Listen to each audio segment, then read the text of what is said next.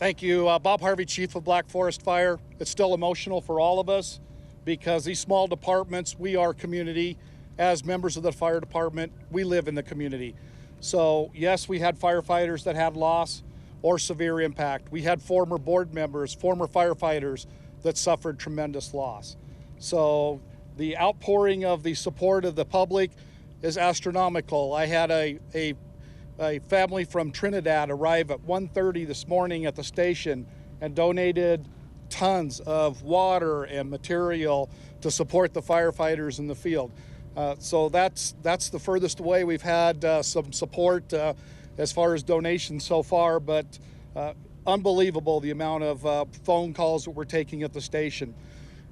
As the station is, we still operate. We still have untouched areas that have to be taken care of. And through our cooperation with Rich Harvey's team, we are taking care of the issues within the burned area.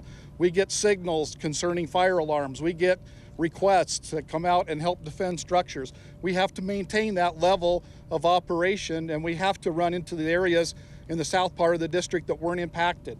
So we are still there. We are your home guard, and we will remain that way. We will be having community meetings at the community center because it survived. So those are some, a lot of you don't know it, but that community center in Log School is a very near and dear portion of the Black Forest. It's there. So we will be there to meet with our citizens as soon as the sheriff deems it safe that you can return to the area. But along with Chief Levy and the sheriff, I'm going to urge everyone to not take those secret paths in. You people in Black Forest, if there's any group that knows a secret path in, it's Black Forest. Please don't do it. We don't want to have to come out there and pick someone up with a broken leg. So remember the strength of Black Forest. We will get through this, and we will be there to support you.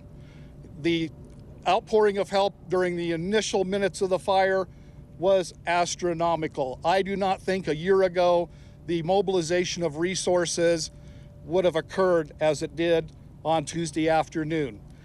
Tuesday afternoon that I will always remember. The ability to turn around and see Colorado Springs Fire Department officers on scene almost before I arrived was unbelievable. Call from Chief Tommy Smith to support us. I mean, I was having so many phone calls from fire districts I couldn't answer my cell phone and fight fire and develop a strategy at the same time.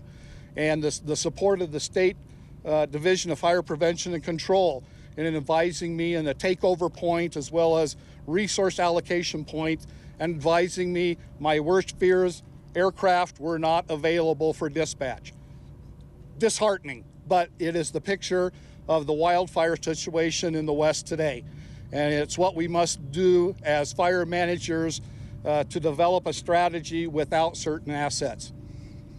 With that being said, it is time for us to put aside politics, put aside bottom dollar indications about home construction, and develop a cooperative code that develops fire-safe, fire-wise homes that we can have in the forest that will survive events like this.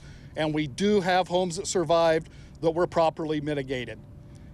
We will be taking a very tough tact on this issue for future reconstruction in the Black Forest. There will be no recourse. We will hold to a very stringent code, or they will not get fire department approval. I'd like to say the strength of all the resources. I can't name every department that's here, every agency, many faces I've seen in the past, but the cooperation amongst Colorado Springs, Cimarron Hills, Air Force Academy Fire, Black Forest, Tri-Lakes Monument, Larkspur, Falcon, it is astounding. And I am proud to say that we're part of that organization. Thank you.